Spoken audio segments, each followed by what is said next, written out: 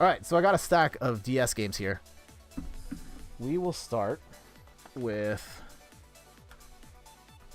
Actually, here we go. Here we go. Since we're playing Tetris 99 right now, my all-time favorite version of Tetris. Tetris DS. It is a fantastic Tetris game. It's got a lot of Nintendo-themed skins and music, and it's got online play. I don't know if... I think the servers are shut down now, but I played a ton of online play, like thousands of matches. I was in the top 300 in the world on the leaderboards. And I had actually played the #1 person in the world and beat them a few times in this game. They beat me more than I beat them, but I did beat them a couple of times. And this is the game that really cranked up my Tetris obsession to like the peak level that it is now. Just being able to play it online against really good competition. And it got super intense, and I loved it for that. So, Tetris DS, one of my all-time favorite DS games. You're saying, I've never played Tetris on the DS. This is a fantastic one. Although I think it's kind of rare now, because this got out of print fairly early on. Nintendo lost the license to it. So, I think this one is sold at a premium if you're looking for it after the fact. It is one of the best, if not the best Tetris game, though. This one made waves at the time. This is New Super Mario Bros. I think in hindsight, it is just an okay... It is an okay Super Mario game, but it was the first time in a while that the Mario series went back to 2D. And it actually was genuinely new at the time. Now they've made so many of these 2D games, it's not really new anymore. But I remember enjoying this one okay. Oh, here we go. This is a deep cut. I love talking about this game.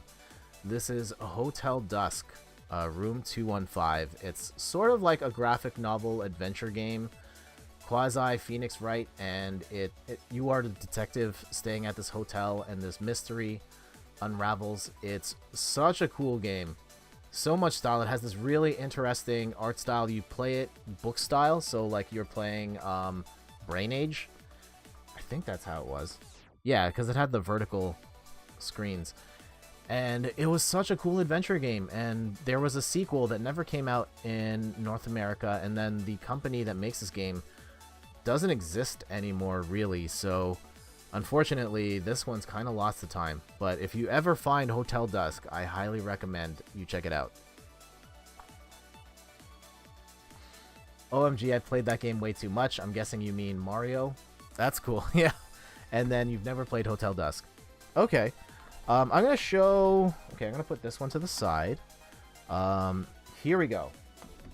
I used to import games from Japan because the DS was region-free, and some of the games that I really wanted to play hadn't come to the US yet, and there weren't any plans to do so. So one of those was actually Bleach. So the Bleach fighting games... I have another one here as well. These are really cool. Of course, they're based on the anime. This one ended up becoming Bleach Dark Souls, and I can't remember what this was. They both came out in North America eventually. But these are both 2D fighting games that have like two planes, so there's like a foreground and a background, and you can hop between the two. And it had some really sick juggle combos. It does leverage a lot from the show. I wasn't able to read anything in it, so that's kind of a problem, but the fighting is so fun in these fighting games. It also had like 2v2 modes as well, so it was really ahead of its time, and I don't know how many people got the chance to enjoy these fighting games, but they were fantastic at the time. And I understand the glare is completely eating up your view of these, so I think I just gotta kind of hold it back. There we go. I didn't play any anime games just because of the animations. Okay, I mean, if you don't like the animations, then don't play the games. I won't hold it against you. This is the game that came with my DS at the time. Oh, the cartridge is spilling out here. Hold on. I had a red DS, and it came with Mario Kart DS, which was... at the time, one of my favorite Mario Kart games. It was the first one to have online play, and the courses were really good. And the only thing that ruined it was snaking, Once people figured out you could snake, then you pretty much had no chance of winning unless you were snaking. But otherwise, this one was a really fun Mario Kart game, and I love seeing the courses from this game come back because they are some of the best.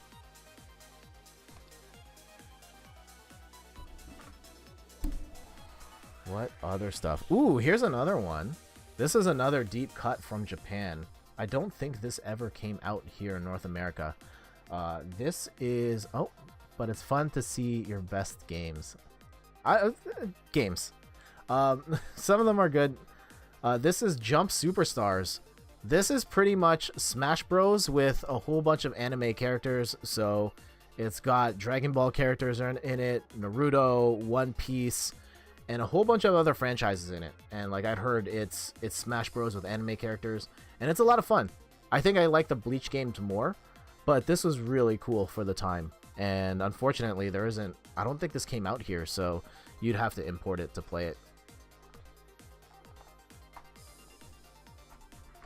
We already talked about that one. That's Steph's copy of it. This is Steph's copy.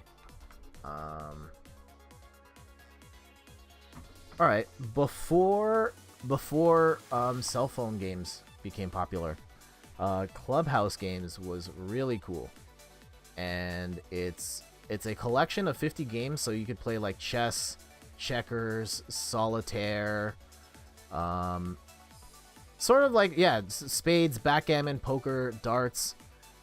Like, I know these are like really traditional games, but like there was no other way to play these games at the time. So to be able to buy one package that had all of those games, and they're all pretty fun, was really revolutionary at the time. And I remember in particular my mom, she had her own DS. She borrowed this one all the time, and she probably played it more than my brother and I. But this one was really cool for the time. Nowadays, you can get all these games for free on your phone, but it was a different time back then. So Clubhouse games is really cool for what it was.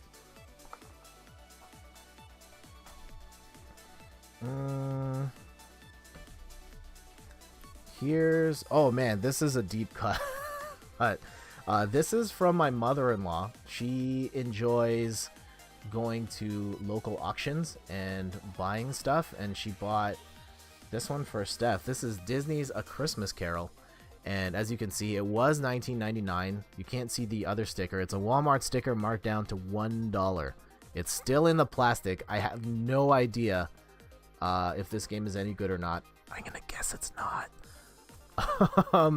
But yeah, just a really interesting piece in our collection. I have no idea what this game's about. Here we go. Mega Man ZX. So this is kind of a spin-off of the Mega Man X series. $1. What? $1 might be too much. I'm hoping she didn't pay more than $1 for it. Mega Man ZX on the DS. This is a spin-off of the Mega Man X series where you're playing as Zero in the far, far future. And the big difference is, unlike Mega Man where you're kind of picking bosses as you go, this is more of a Metroidvania. So it's an open world and you're kind of going through different bosses, getting keys to open up other parts of the world. I got all the way to the final boss in this game and I couldn't beat it. It's really hard by the end. Though, I remember this being a really cool game that I enjoyed a lot. So... Mega Man ZX. I know they made sequels to this as well. Oh my god, Mega Man, I love it. Yeah, Mega Man's really great. Speaking of Mega Man, if you've got the Nintendo Switch, I highly recommend you try out 20XX. I streamed that a couple of weeks ago. It's roguelike Mega Man, and it's fantastic. If you're looking for a Mega Man alternative, I highly recommend that game. And I did stream that a couple of weeks back. Check out the VOD for that. It's neat. Alright, just a couple more games.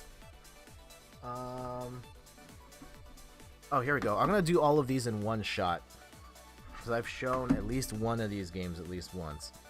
I swear I had more 3DS games, or DS games lying around. Like, my Fire Emblems are not here. I think Randy might have them. Here we go. I've got the Phoenix Wright Trilogy. So we got Phoenix Wright 1, this one, another one I imported from Japan. One of the cool gems of my collection. Phoenix Wright, Justice for All, which I think is the second one. and then Phoenix Wright Trials and Tribulations, which is the third one. You can now get all of these games on the Nintendo Switch, on the PS4, in one collection, play them in HD. It looks amazing there. But playing these at the time was so sick. I'd never played anything like it before. The adventure game, very text heavy, very story heavy, and they were so much fun. And I really enjoyed going through the experience, and I got really invested in those characters in a way that I hadn't with other video games before. So Phoenix Wright Trilogy, and oh, okay, two more games. There's a couple other loose ones. I don't necessarily think they're worth talking about. Animal Crossing Wild World. This is probably the last Animal Crossing game I played seriously. I loved the GameCube version. I liked this one, and I liked being able to play online with friends. But I think once I got to this point, I started realizing, oh, they're not really adding much to the series, and I played the GameCube version of Animal Crossing so much that I had a harder time getting into this. And I haven't really played Animal Crossing. Oh no, I played the 3DS one. But I haven't really gotten into Animal Crossing the same way since. And last game for our show and tell. This one I talk about a lot. Grand Theft Auto Chinatown Wars. And this one was really cool. It's... yeah, I thought it was the overhead action game, like kind of like the very old Grand Theft Auto games, but it's got like a really great story, and it has a very interesting mini game that involves illegal substances that isn't in any of the other Grand Theft Auto games, and I will leave it at that. What, GTA for the DS? Yes, that shocked everyone at the time. Grand Theft Auto Chinatown Wars. I think it's a really good one. You should check it out if you are interested in Grand Theft Auto at all. It is really neat.